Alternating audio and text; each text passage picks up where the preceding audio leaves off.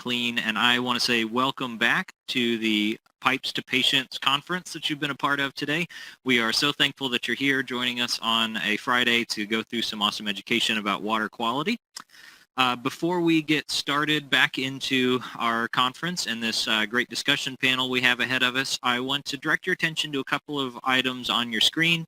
First, make sure to check out that downloadable resources window over on the side of your screen. In there, you're going to find some brochures that are downloadable from our sponsor for today's events, Verta Water Quality Systems, as well as you'll find the bonus CE content in there. So those are the additional materials for CEs that you can get above and beyond what's going to be offered in today's session. So make sure to check those out. For our discussion today, as you can see on the slide in front of you, we are going to have again with us Tenley Miller. Tenley is the water quality specialist at MMIC Medical Systems. She works with SPD customers to assist them with water quality management and compliance with that AMI TIR 34 guidance document. Also, we have with us Jeffrey Paquette, CEO of MMIC and Verta Medical Systems. He's an expert in product realization and commercialization from a career that spans nearly 30 years in various industries, including healthcare, and also Len Sparks, who is the Director of Operations at MMIC Medical Systems. In his role, Len has overseen the development of MMIC's second and third generation mobile sterile processing solutions and MMIC's Verta water quality management platform. I'm sure that will come into play in our discussion as we're talking about emergencies and the role of mobile units for supporting sterile processing. And so today's title is dealing with emergent water quality issues. What happens for outages, equipment failures, and disasters? So in sterile processing, if you've ever experienced the nightmare of a water or steam outage due to some emergency, you know that disaster doesn't give you much of a warning. It's always right around the corner that awaits your department. You know what happens. Decontam gets backed up. Bioburden sits on instruments. Steam sterilization comes to a halt. And so our panel of water quality experts are here to help your department get back on its feet quickly and safely in those environments. So get ready to discover some actionable steps that you can take to solve any emergent water quality issues that might arise in your department. Before we welcome in our guests, I want to draw your attention to one more thing. We have active in the live discussion panel a team chat feature. If you type any responses, questions, further clarifications in that team chat, we will see that live, and so I'll do my best as the host to keep one eyeball on that box and pitch some of those live questions. So I would encourage you to engage with us in that live chat as we move along. So now, if you will join me in welcoming in our discussion panelists, Tenley, Jeffrey, and Len to the virtual stage.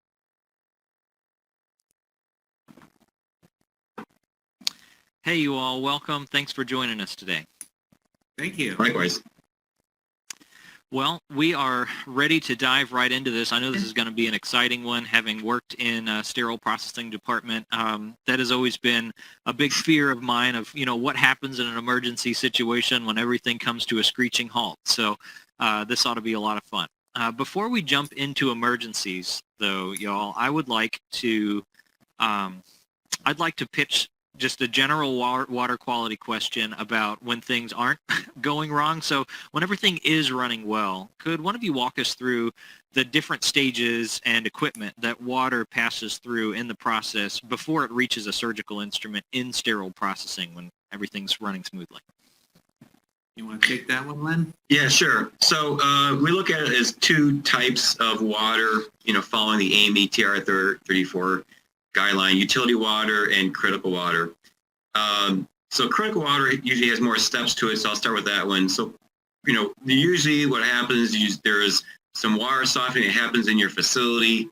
If it's not happening or it isn't sufficient, then you'll have to have closer to the department some water softening, carbon filtration, and we do that to remove chlorine from the water to get it ready for an RO, if you're using an RO, to reduce critical water. Some facilities may not have carbon filtration. They may go straight to deionization tanks, but typically you'll see a softener, carbon filtration, and then a DI tank or an RO. A lot of cases, there's an RO followed by a DI tank.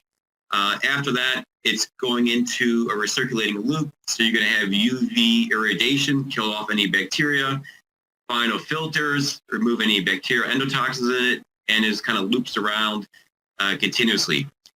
For utility water, that can be a bit of a catch-all because it will depend on the municipality water that you're getting.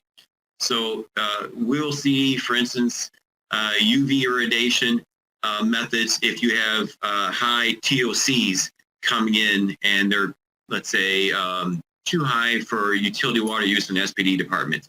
Or we'll do pH balancing, maybe an acid or maybe a base injection, but something to get the water so it's within the 6 to 9 pH level. A lot of the equipment that treats water will have its own unique requirements. So even though if you look at the TR34 guidelines as well, your water should be this pH, for instance, you're going to need to take a look and say, well, I have an RO. What is the RO, or what does that softener say I need to be at? And then I'll just mention water softeners. A lot of facilities, the water is too hard for basic washing in an SP department. So that's sort of, when everything's running well, you've got all those pieces of equipment humming around, operating and performing as expected and producing high quality water, both for utility purposes and for critical final rinse and steam generation. Awesome. Yeah, thanks for sharing that. And that's a lot to swallow, but I'm sure we'll dig into some of those pieces of equipment as we go through. So obviously there are going to be some times when things don't go well, and we're going to talk about some of those from outages to equipment failures to natural disasters or man-made disasters. But just in general, what are some of the potential impacts that a sterile processing department and their operating room customers might experience whenever there is an issue with water outages or equipment failures or disasters? Well, probably Len's best. Oh, yeah, sure. This one. Yeah, I mean, so some of the things that we see is things like corrosion on instruments, things like stains and spotting on instruments because the water quality it just isn't up to snuff. Sterilization, the impact on there might be things like wet packs. So instruments come through and they got to be reprocessed because of that. And excessive wear and tear. And that's actually, we'll talk about like sort of like that hidden, or, it's sort of like you don't realize you have problems with the water, but what you're seeing is your instruments are prematurely wearing and need replacements more than you would think is necessary or more than you have in the past. And that might be an indication that you may have had a problem with your equipment and it's not functioning anymore, and you just don't know about it, but you're seeing it on the instruments themselves. Sure. Yeah, particularly as we dive into equipment failures, it'll be interesting to think about how not all emergencies are immediately apparent, and sometimes it kind of reveals itself slowly over time like that through corrosion or wear and tear on instruments. So that's a good call out. And then obviously if we've got total outages with water, that pretty well halts operations in a sterile processing department as you're not able to wash, as you're not supplying water to the vacuum pumps for your pre-vac sterilizers, and all of the things that keep the equipment humming and buzzing pretty well comes to a halt. I think the other thing too that people should know, that even if there is a planned outage, so facilities say, hey, we're going to do an upgrade, we're attaching another leg to the plumbing or something like that, whatever it is, and we're only going to be down for an hour or two, and then that ends up extending for the whole day. If it's impacting your critical water, if it's impacting the ability for that critical water to flow, right? You have a power outage and it's out for 4, 6, 7, 8 hours. That water is now stagnant and it can start forming biofilms. And so while inherently when you do startup, all your equipment is starting up and running properly, the issues of water itself, that the UV system, the final filtrations, they're all great. But what you're really going to need to do is you're going to have to re-disinfect your system, you're going to have to retest for bacteria and endotoxin before you go live again, because the water is going to be contaminated. And if we tell our customers after 4 hours of it not, if the water's not flowing after 4 hours, this is the process you're going to have to go through. Yeah, So, that's a really helpful practical point for our listeners. And we actually had a question come through with a very similar comment talking about AERs. Now, those endoscope reprocessors often have their own filtration system set up in line there. And so if you were to experience a water outage for a period of time, their question is it unreasonable to ask for the water lines to be checked and those filters to be checked again because they've just had water sitting in them for an extended period of time? Exactly. It's not a long period of time. People think that it has to be like a week or something like that. It doesn't. Once the disinfectant has been removed from the water, you will start to grow bacteria, because the reality is it's almost impossible to remove all bacteria from water. And so all these methods to have low microorganisms, there's still a little bit, and they'll just, in the right conditions. And here's the thing: if you have a power outage and you're in a warm climate or it's the summertime and it's hot in there, it's perfect breeding ground for bacteria to grow. Anything over 60 degrees up to 140, that bacteria is going to grow pretty quick. Yeah. Well, I definitely want to loop back around to that as we talk about equipment outages and kind of what your recommendations would be for a department to walk through as the equipment comes back online. The three big topics that I want to get through today are: what do we do in the case of an outage? Thinking of maybe like a utilities outage, like power or water. What about equipment failures? And then what about, big disasters? And so let's start off by talking about outages. And I guess anybody could take this one, but how would you define a water outage, and maybe what would be a common cause of it? I know either Kenley or Len, you want to take that? Oh, yeah, sure. I think Len, as he said, anything over 4 hours, we tell our customers that that's our timing for redisinfection, resampling for bacteria and endotoxins. Outages, can come from the municipal water supply. If they're working on their supply and have to shut down water supply to the facility itself or to the department, could be in the facility. If they're doing modifications, changes, and shut down the water supply, could be a water leak. Something happens in the SPD itself, or with some of the supply lines to the facility. If you have a leak, then that's the same procedure. You have to redisinfect those lines and retest for bacteria, because any exposure to the air then allows for the bacteria to enter, and then it proliferates and creates biofilms, and you have your issues going forward. For sure. So it sounds like there are both expected and unexpected outages, right? Some that are planned for and some that are unplanned. Whenever you have those unplanned outages, what are the typical responses from the hospital? Who usually handles that fix? How long should it take, or is there even an average to be expected? Yeah, that's a great question. Usually what happens is we get a phone call and they ask us, what do we do?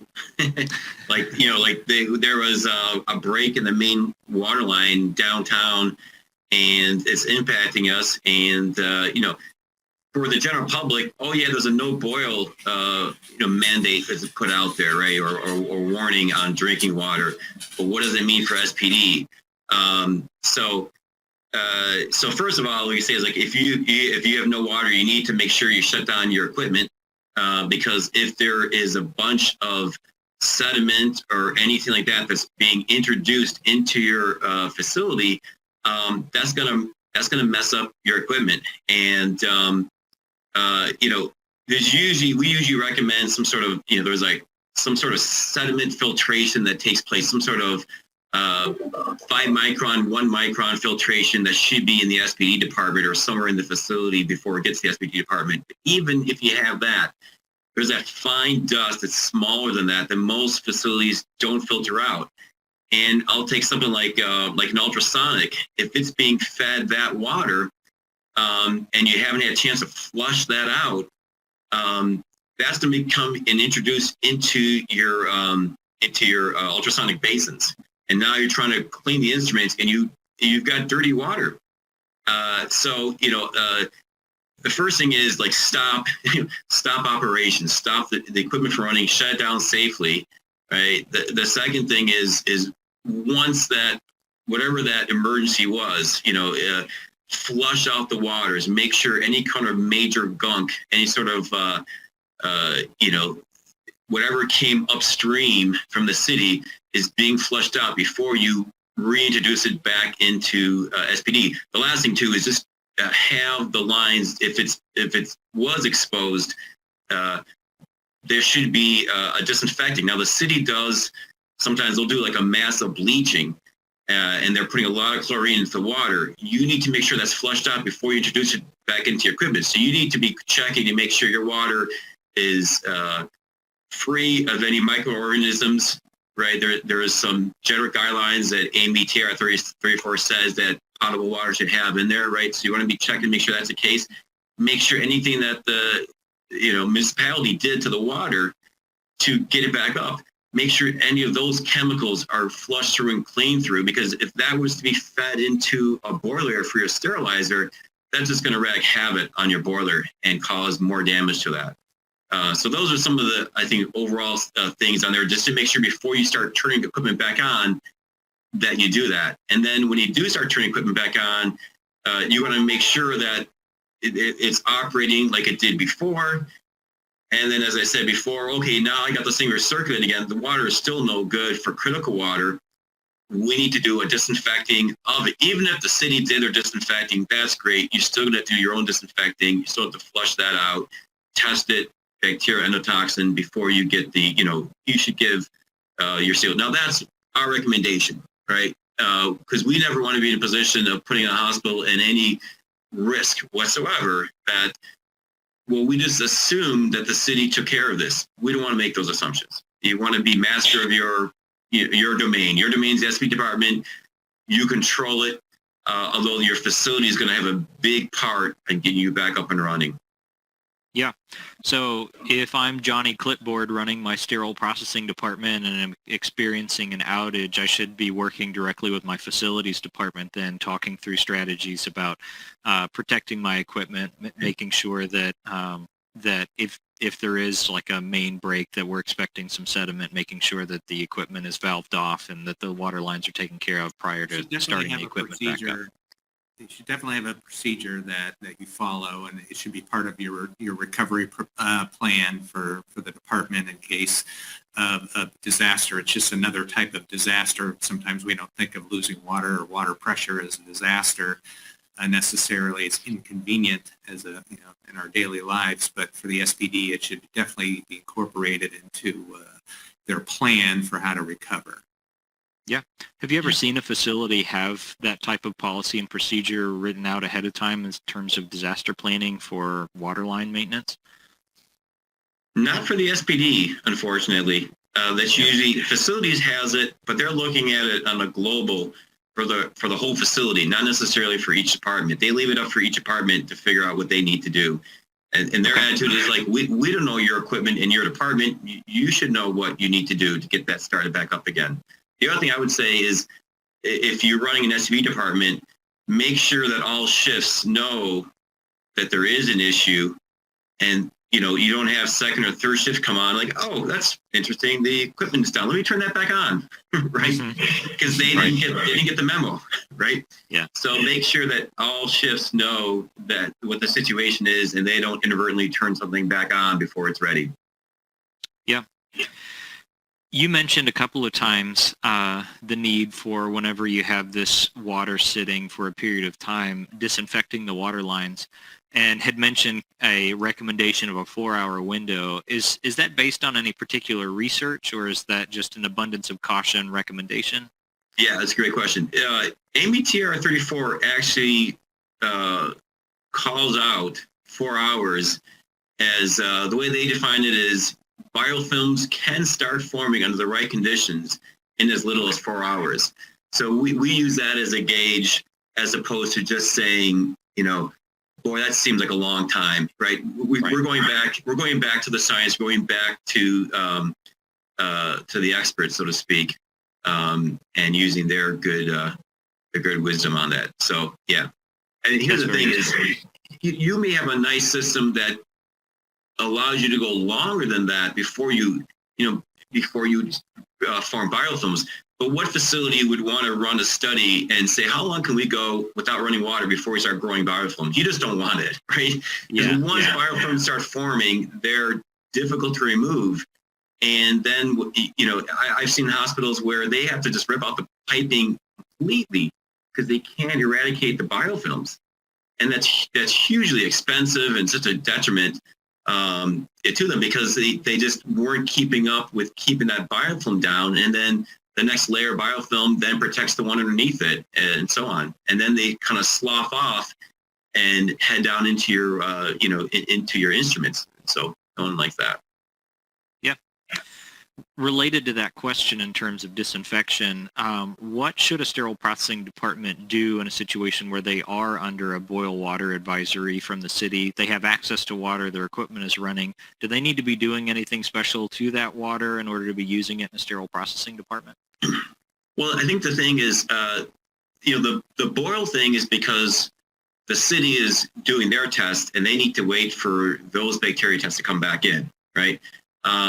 The reality is the hospital isn't going to be able to accelerate a bacteria test any faster than the city will. They can draw samples and they can send it out to their own lab or do an incubation in the hospital itself if they wanted, but you're going to wait 48 hours.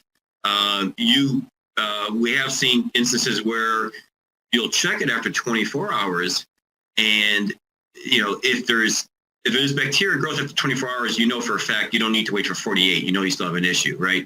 But you're going to have to wait the 48 hours to know that there is no bacteria growing in that water. So as far as critical water is concerned, there's things that are being done to treat the water.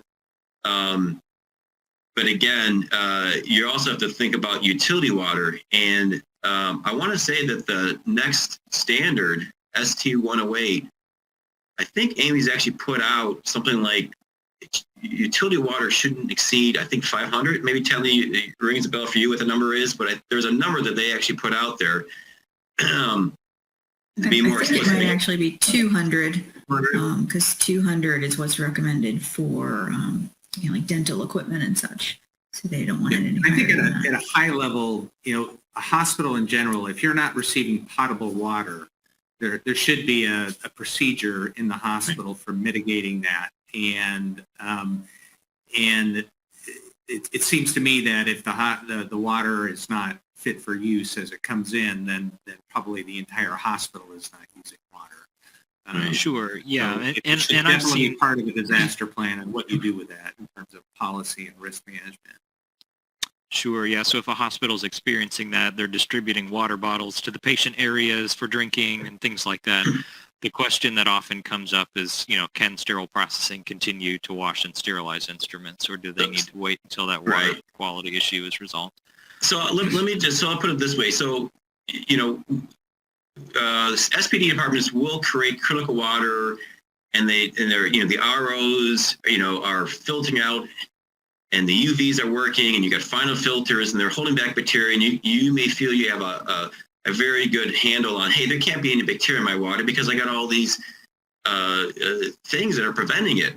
But you guys often look at it too, that if there is bacteria in that potable water that's coming into the SPD department, the way sterilization and disinfecting works is you're just trying to knock down the amount of microorganisms that are in there as much as possible. But if you're starting from a high level, then your instruments that are being washed with bacteria on it, right? And then if they're being sterilized, it doesn't make a difference how great the sterilization is. If there's bacteria on those instruments, okay, yeah, the steam is going to kill it, but you're still going to have this residue of dead bacteria, endotoxins that are on those instruments, and that's not a good thing. So I think you should be very cautious about starting up saying, well, we have we create our own critical water, so we can keep running on this thing. Again, unless you're running your own test and proving to yourself for 48 hours that you don't have bacteria in your utility water, I would be very hesitant to just say go ahead and keep operating.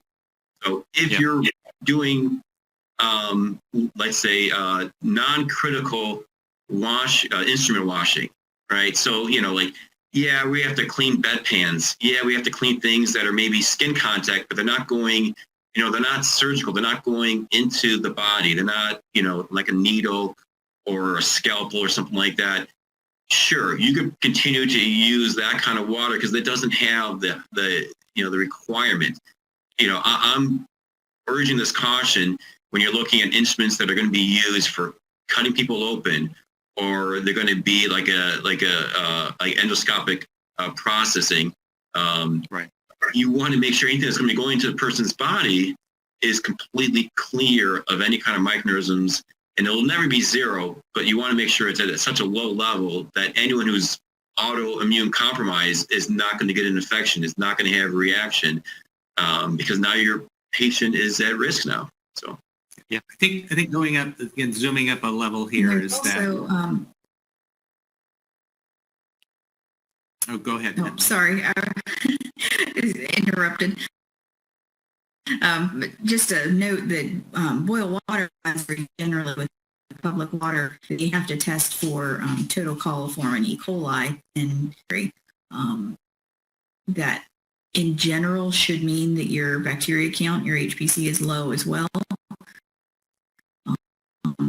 It does not necessarily mean that's true. So again, a test at your utility water in the facility would probably in that instance.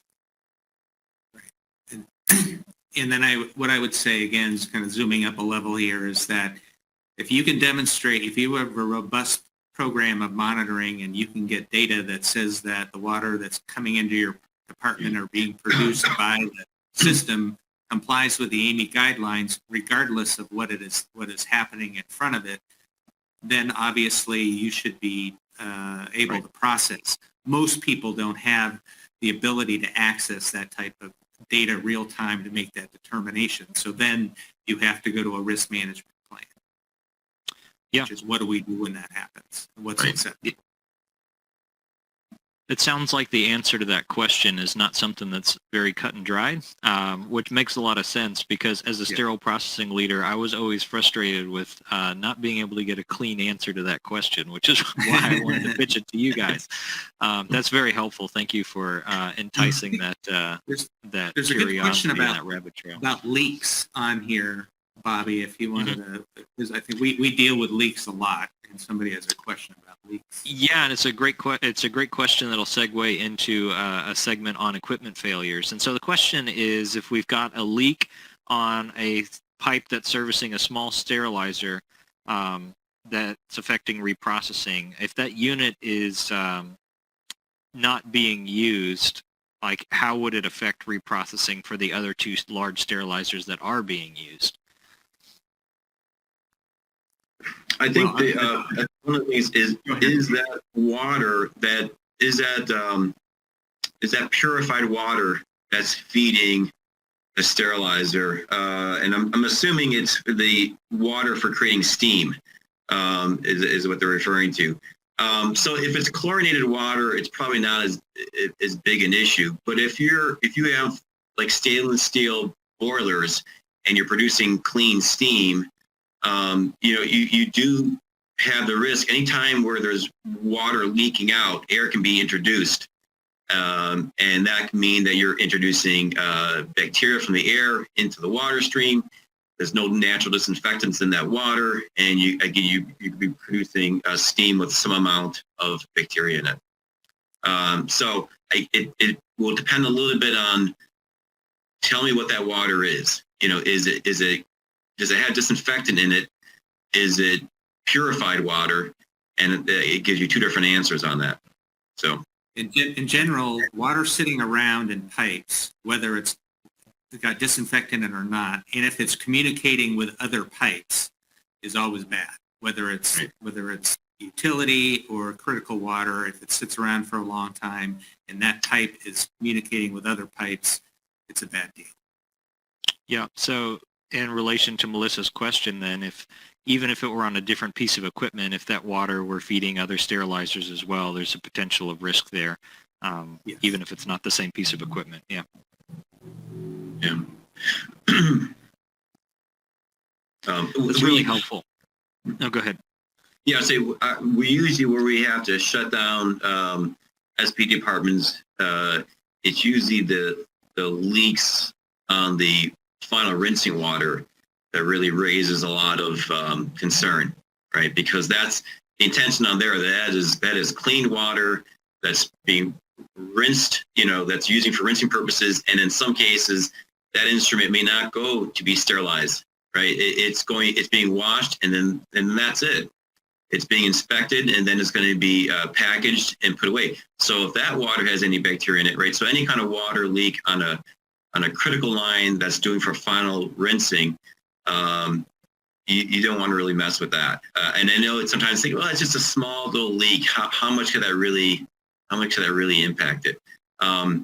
We're talking patient safety here, and I think you want to always go on the side of caution and conservative approach to it than to be more aggressive. It probably won't matter, right? So that's just our philosophy on those kind of things. So you may find us to be a little bit more conservative, but I think in our experience, that's why customers come to us, because they've maybe been a little bit more aggressive and maybe more a little, I don't say cavalier with things, but it's come to bite them.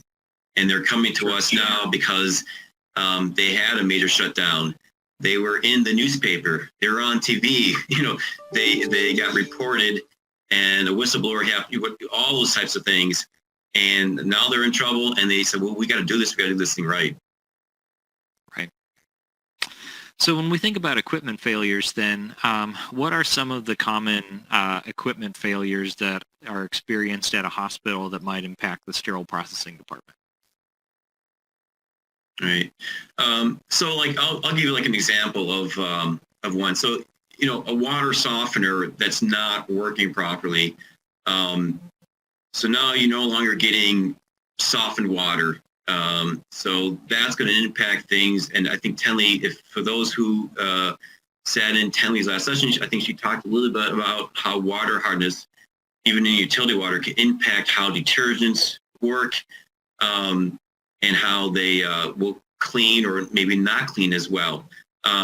So, you think traditionally the reason for water softeners is to get better soap action, right? So that's a really common one in there, is if your water softener isn't working well, then that's going to cause problems. One that people usually don't think about, though, is, are you getting good hot water? So if the facility is providing the SP department with hot water, but they're having issues maintaining the hot water to temperature, or it surges and they start feeding them 140 degrees water, that can impact things like ultrasonics, right? So the ultrasonics, there's a nice sweet spot that the agitation ultrasonics is going to work really well at removing any kind of soil from instruments. But if it's too hot, what will happen is you'll start sort of embedding that blood into the instrument. There's a temperature range you want to maintain. If it's too cold, the same thing. It's not going to work very well either. So you want to be checking your water temperatures in there, and that's something that I think most people just kind of take for granted. We monitor that stuff all the time because we know how it impacts the cleaning of the instruments. Those I think are two. There's a whole slew of them. Each one of those things can, if an RO isn't working properly, and you don't have, I think, let me back up.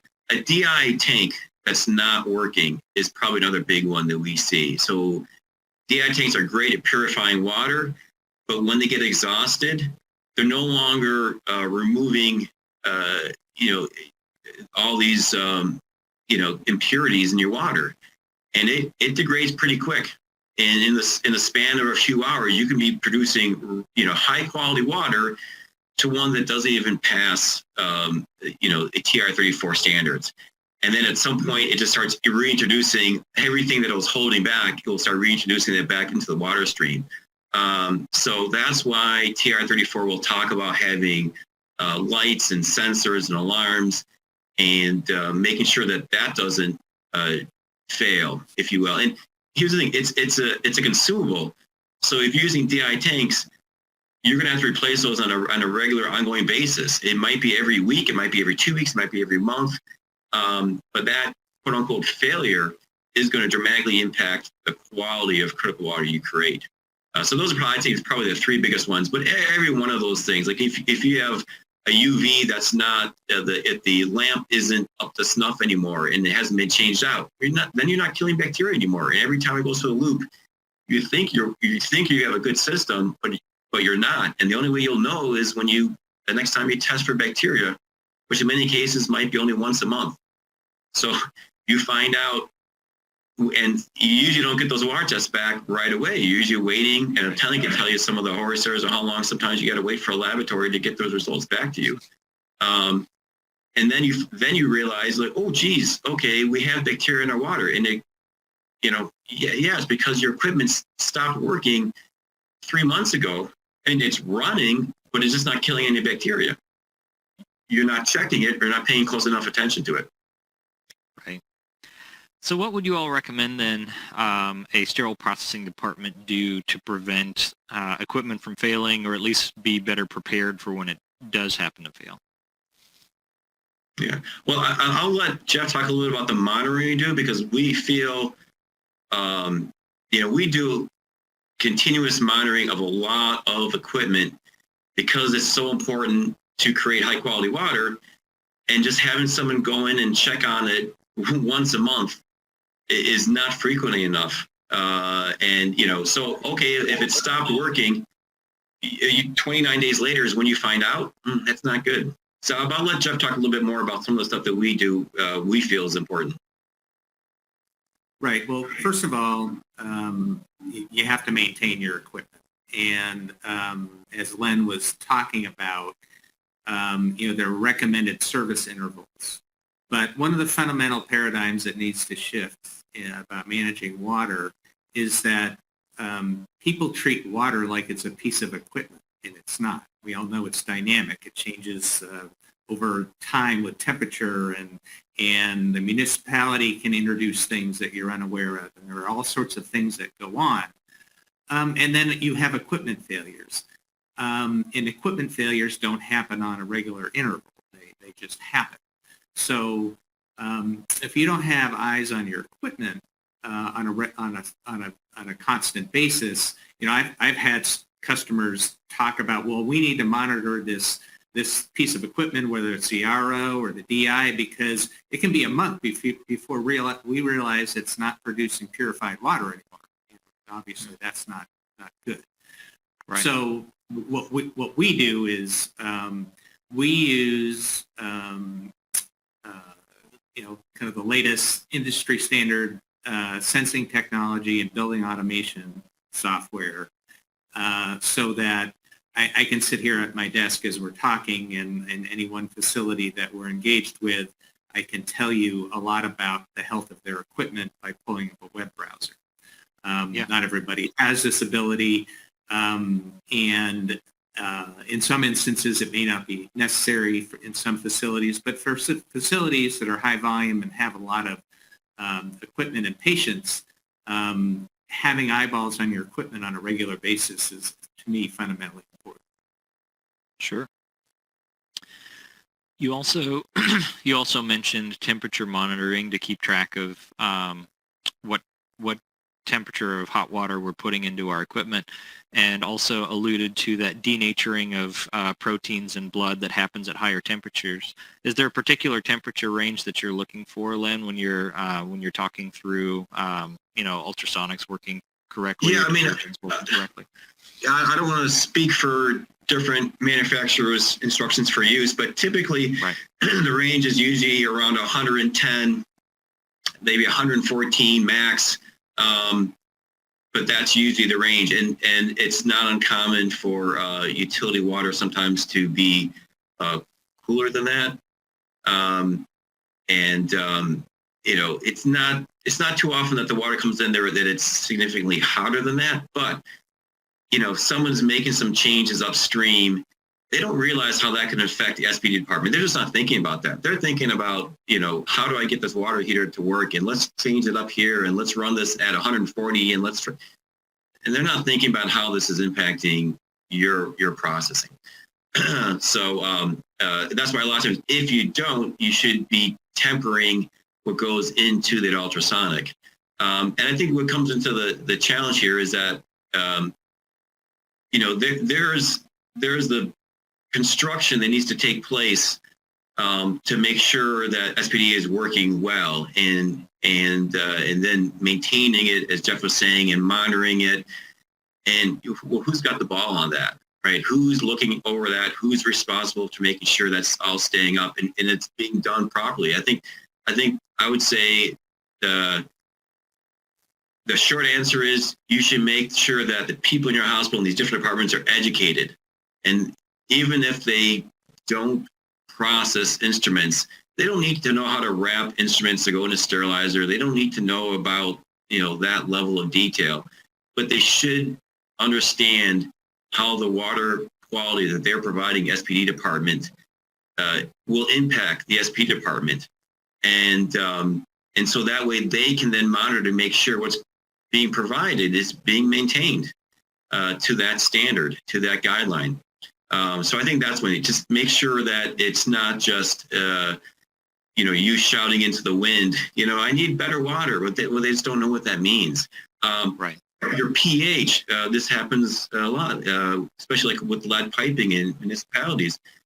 So a common technique that you'll see happen is, the water board say we're going to put more, more base. We're going to raise the pH, so we're going to reduce the likelihood that lead's going to leach out of the pipes. Well, that's great, but when it gets to the SPD department, and you've got a pH of like 10, and that pH of 10 hits that RO, your RO is not going to produce high quality water. It's going to be really not much better than what gets out of the tap. And if you're not monitoring that, you're not checking that, you don't have some sensor that says here's the resistivity or the conductivity of that water, and you're not checking the pH, right? Then your only way you're going to find that out is when you start seeing the results on instruments. When you start seeing the results of poor quality washing, something like that. So that's where I think and no water department is going to call the hospital up and say, hey, by the way, next Tuesday, we're going to do this to the pH level on you. They don't do that. It'd be nice if they did, right? Probably the one thing they will do, if there is some sort of major outage, they will contact the hospital and say, hey, we just had a major water main break. Just give you the heads up, and this is what we're doing to fix it. But these other things, they just feel like, hey, we're just turning the knobs and the dials that we have to control to get potable water. It should be fine for the hospital. They can deal with this. And that's not always the case. Yeah, that's really helpful. And I guess thinking through that communication piece is so important, right? So if they're going to be doing some maintenance and blow down a boiler or something like that, you don't want to be surprised when you start finding sediment in the water in sterile processing, or if they're going to be changing something about the equipment. You need to make sure that communication is planned ahead of time, and so that we don't have any surprises. So thanks for bringing that up. Yeah. Another great question related to equipment that came through has to do with the types of tubing and pipes that are used. I guess copper tubing has been popular for running water lines. Does that have any properties that were maybe advantageous over some other modern materials that you find used today in water lines? Well, I'd like to clear this up real quick, Len, before you delve into the technical aspects, because I think it's a great question. It's this mystery problem. We've changed something, and now we've got a problem. And we see this a lot, and this is why dealing with water can be complex. So Rachel had this question about Xbox tubing, and I have to admit, Rachel, I don't know what Xbox tubing is because we don't use it, and I don't work in the hospital, so I had to look it up. But it's a thing, and what we find is that there, depending on the type of water you're using, utility or critical, there are recommended types of piping to use. But in the final analysis, you can have bacteria for a lot of different reasons that may have nothing to do with the piping. It can have to do with the process, how it's being maintained. So you may have made a change in the fact that you disrupted your system and changed to a different pipe. That could be now the reason you're having problems with bacteria, because there may have been improper sanitation or something happened. So it could be, the material could be an aspect of your problem, and I can't tell you, maybe Len can tell you whether Xbox tubing is appropriate. I'm not sure what type of water it's carrying, but it's just a great question to frame the mystery of the water problem that nobody can get to the bottom of. So I'll let Len talk a little bit about copper tubing and about tubing and plumbing selection and design. Yeah, so as Jeff said, it depends on what water is running through that. You know, is it going to be utility water? Is it going to be critical water? So if it's critical water, I doubt you're probably putting critical water through copper tubing or copper pipe.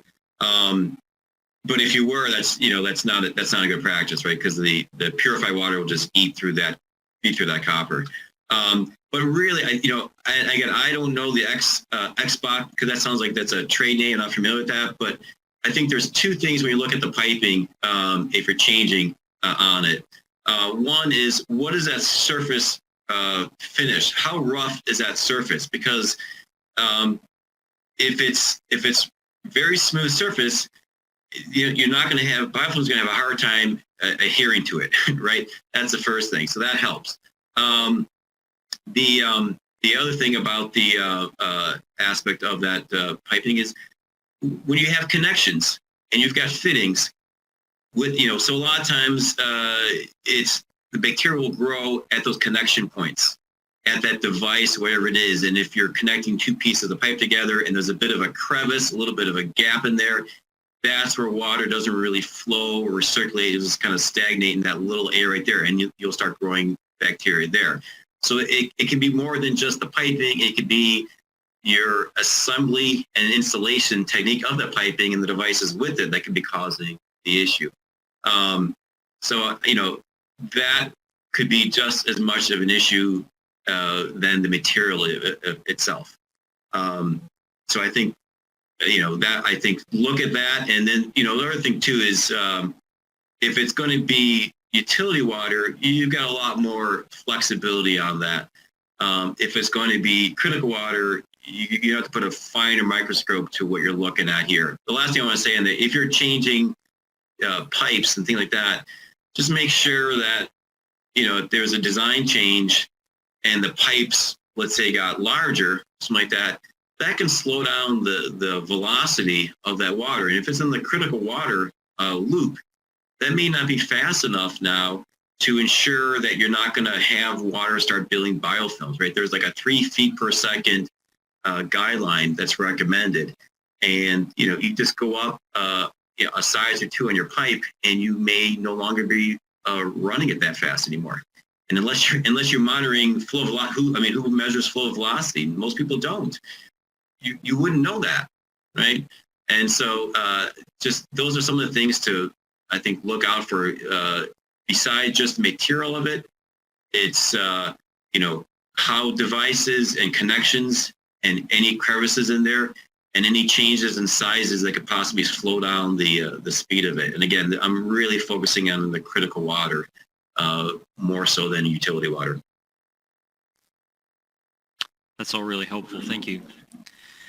So with a little over 10 minutes left in our discussion, I want to make sure that we round the corner here and talk a little bit about disasters that would impact water quality, both natural and man-made. So in your experience, what are some common causes of water quality issues from disasters? Well, I think we have a great story of just where the municipality did something, and I guess I'll let Len kind of tell the story, because he lived it for a while as we bailed this customer out of their problem, which almost shut down the hospital permanently. So let's talk a little bit about that. Yeah. So basically the municipality had to do work, and they were having problems with their, just the municipal water. And so they shut down water. I know it's not a natural disaster, but they just shut down water to the hospital, and it was shut down for several days. And what happened is these pipes that had been around for decades, all the buildup on those pipes just started to dry up and harden. And then when water started flowing again, the water getting from the city was just great. The only problem is it was now sloughing off all this accumulation from decades and bringing it into the hospital. And so for decades, never an issue with sterile reprocessing because the water was constantly flowing. Then after that, for a solid year, they could not clean instruments. Well, they're cleaning instruments, but it was failing. And so it got to the point they were canceling surgeries, and that just became, obviously traumatic for patients who are expecting to have, a critical surgery, like, someone's planning to have open heart surgery and that gets canceled. That's pretty traumatic for that. The doctors were getting very frustrated with it. They were saying, hey, we're not going to work with you guys anymore because you keep canceling surgeries on us, and it doesn't make me look good. And finally, there was a whistleblower who actually called the local media, and the whole thing blew up because of that. And at that point, they're like, well, we got to solve this thing in the next 60 days, or the hospital is just going to be shut down. Wow. So that's not necessarily a natural disaster, but you can imagine, let's just say because we were in Joplin, Missouri, where the tornadoes came through and completely destroyed the hospital. They couldn't use it. We actually sent medical surgical units there as well. And but you can imagine, like, getting utilities back up and running, like the whole power grid was down, right? The whole water system was down. Their pipes were destroyed and dismantled and had to be rebuilt. And it took them 4 years to do this thing. But after all that was done, think about that. All this stuff, well, I haven't been really running water to the hospital now for quite some time. What's going to happen now when I turn it back on? So, those type of things where, like, the water wasn't an issue before. Why is it now? Well, we've had hospitals now where they say we may need to just tear out all the piping that we have. And that's really a scary proposition because they just don't know what to do to solve it. So in responding to a natural disaster, obviously, if you have a widespread problem that is impacting your supply of water, you're not left with a lot of options there. If your equipment has been affected or the department has been significantly affected, one strategy is move out of it. And we're in the move out of the department business, and that's how we got into the water business. But so you can always do that by bringing mobile sterile processing on and the appropriate water treatment system. Beyond that, bringing in, when we've done this before too, is we've had water trucked in and provided water for a sterile processing department in conjunction with our mobile sterile processing system to continue operations while they were dealing with water issues. So those are some strategies that you can employ. There's offsite sterile processing, ship your instruments out someplace else that is not having the problem. These are some strategies for dealing with natural disasters. So the other thing too I want to say is, there's a hospital in Martha's Vineyard that a lot of times they have storms come through and it knocks out power, knocks out communication to the mainland. And so because it happens so frequently, they just developed protocols and procedures and backup generators and all this stuff like that so they can operate and they're prepared for the situation. And I think a lot of times what it comes down to is, what preparation can you do in advance? What preparation you're doing? So if you're not doing anything, what's the first step you can do? So first I'll say, like, if you've got equipment that's power sensitive, what I mean by that is, if you're like some kind of blurb in the power, it's a brownout, it's a complete outage, whatever it is, some equipment will shut down and restart on its own and be well behaved. A lot of equipment doesn't do that, right? And so what we a lot of times do is we'll put on equipment, the controls part of it, the brains part of it, onto a UPS. So if there are blips, or there are downages, we've got like 90 minutes that we can run, so that the brains of the equipment can be shut down gracefully, let's put it this way, and restart it back up again, versus having something that just shuts down and then it just doesn't know where the heck it is. The other thing too is if you've got something that automatically restarts and another piece of equipment that doesn't automatically restart, and you don't realize that. So for you may have like an RO, it may not automatically restart. So you lose power, everything else kicks on, the pumps start kicking on, the equipment kicks on, and the RO is just sitting there needing to be reset. You're going to run out. ROs usually have a storage tank. You're going to run out of your storage water at some point, and then everything shuts down again. So then you have that second shutdown again because the RO has not been producing since that first power outage that happened. Right. So UPSs can be very helpful. It's very unlikely that a hospital will do a generator backup for an SPD department. But it's worthwhile bringing up to facilities and saying, hey, disaster relief, disaster response, what do we want to be able to do? Because if we lose power, this is the impact of this, and this is how long it's going to take us to get back up and running or something like that. Can you put us on a generator? Can we do this stuff so we can continue to operate even though we don't have power from the city, so to speak? And, it is a lot of power to run SPD department, but it's something that might be worthwhile if it is very devastating to your facility to have SPD down for a week, right? Because that's a lot of times what we're talking about is if it's a national disaster, it's not going to be hours before you're restored. If it's a tornado or a hurricane, you can talk about a lot of significant damage to the infrastructure just feeding the hospital. So what can you do to be self-sufficient? And go back to Martha's Vineyard. They're like, we're just going to be self-sufficient in and of ourselves. We're going to set up generators that allow the hospital to run in and of itself. Doesn't make a difference if no one can come from the mainland. We're an island, and we're going to have that island mentality. And that's how we're going to make sure we can survive this. That's a really helpful example.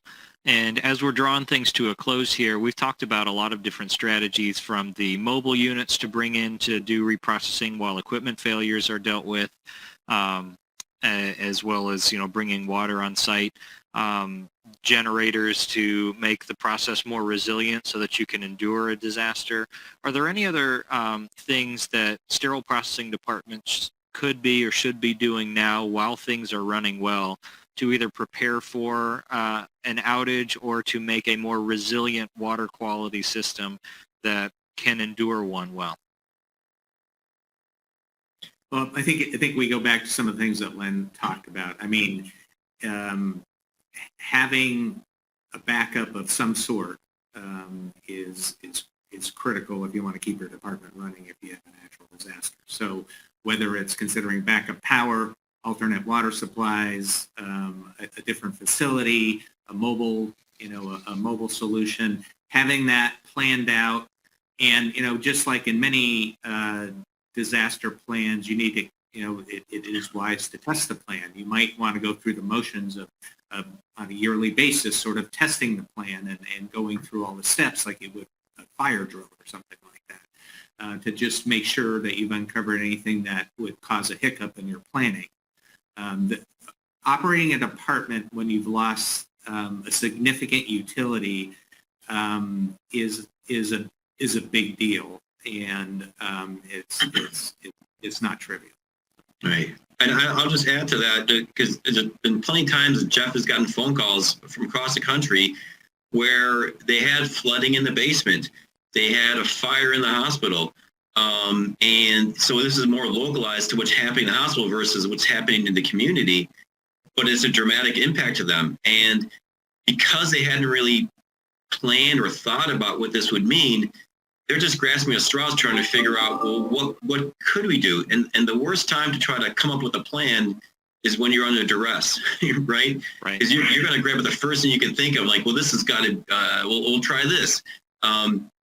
It's better. I'd rather have a facility reach out to us, not necessarily purchase anything for us or lease anything for us, but talk to us about what are the possibilities and coming up with a plan for what they're going to do. And that's a unique plan that works for them, right?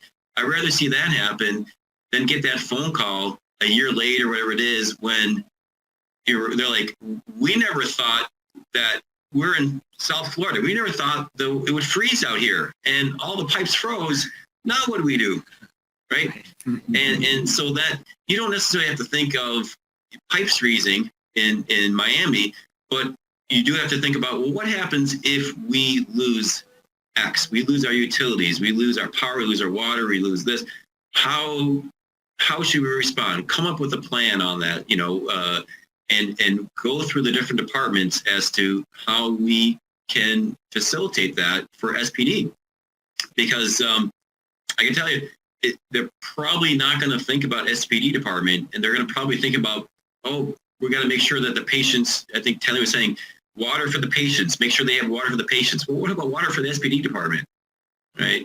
It'll just be forgotten about, unfortunately.